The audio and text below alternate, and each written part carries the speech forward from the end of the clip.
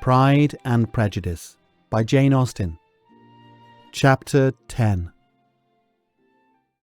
The day passed much as the day before had done. Miss Hurst and Miss Bingley had spent some hours of the morning with the invalid, who continued, though slowly, to mend, and in the evening Elizabeth joined their party in the drawing-room. The loo table, however, did not appear.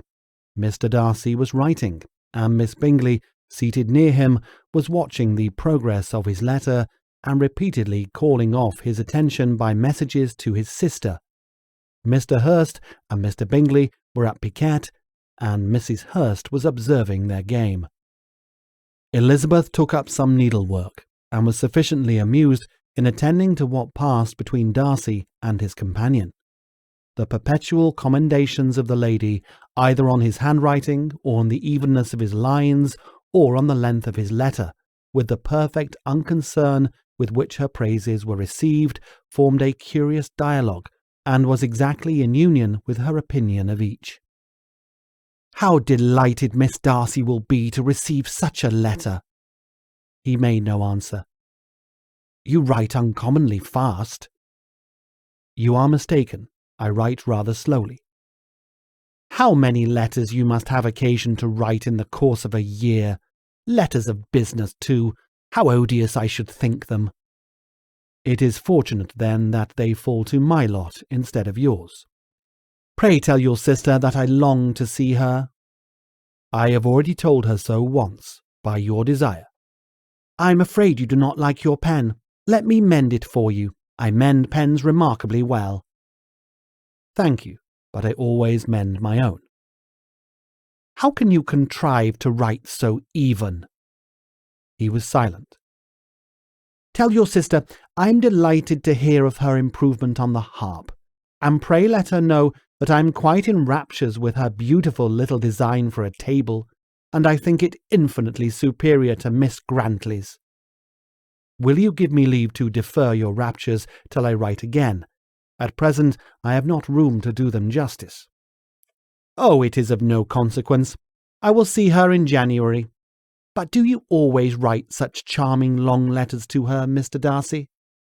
"They are generally long, but whether always charming is not for me to determine." "It is a rule with me that a person who can write a long letter with ease cannot write ill."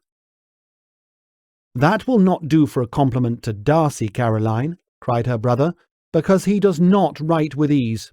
He studies too much for words of 4 syllables. Do you not, Darcy?" "My style of writing is very different from yours." "Oh," cried Miss Bingley, "Charles writes in the most careless way imaginable. He leaves out half his words and blots the rest."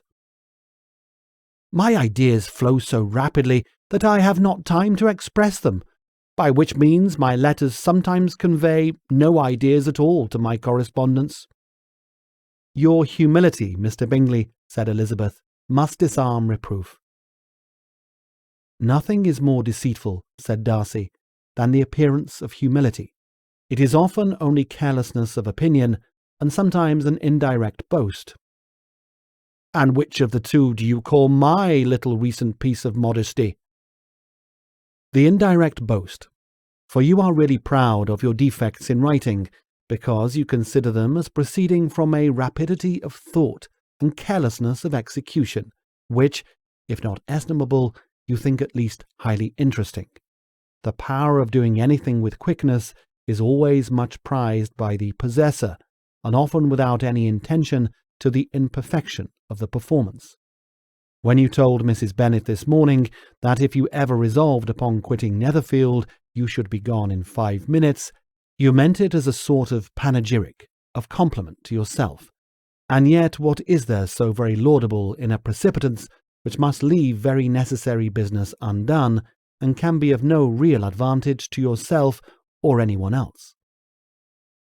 "Nay," cried Bingley, "this is too much, to remember at night all the foolish things that were said in the morning. And yet, upon my honour, I believe what I said of myself to be true, and I believe it at this moment. At least, therefore, I did not assume the character of needless precipitance merely to show off before the ladies." I dare say you believed it, but I am by no means convinced that you would be gone with such celerity. Your conduct would be quite as dependent on chance as that of any man I know, and if, as you were mounting your horse, a friend were to say, 'Bingley, you had better stay till next week,' you would probably do it, and would probably not go, and at another word might stay a month." "You have only proved by this," cried Elizabeth, "that Mr. Bingley did not do justice to his own disposition.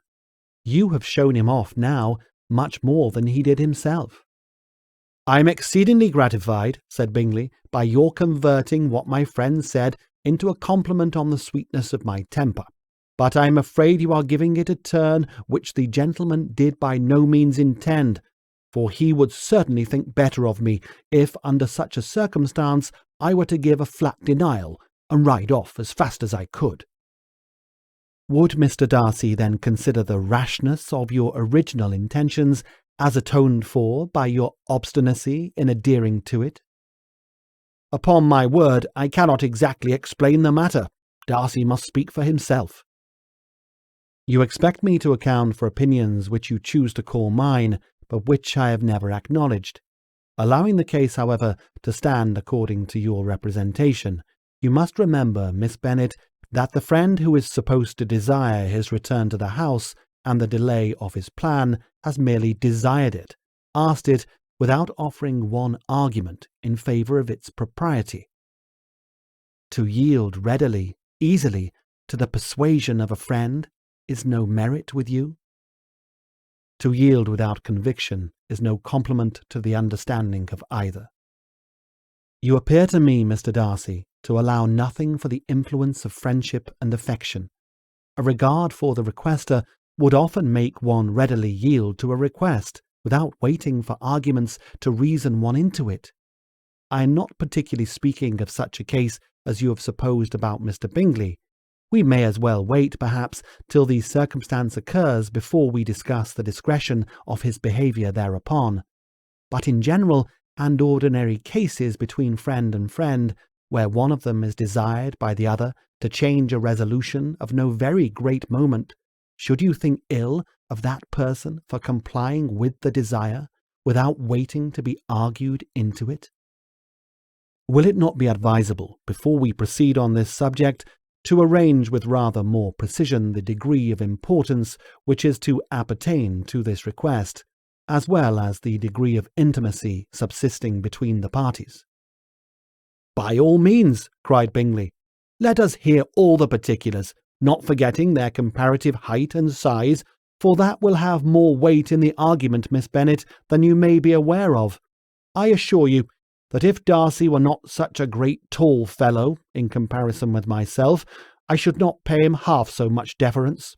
I declare I do not know a more awful object than Darcy, on particular occasions and in particular places, at his own house especially, and of a Sunday evening when he has nothing to do."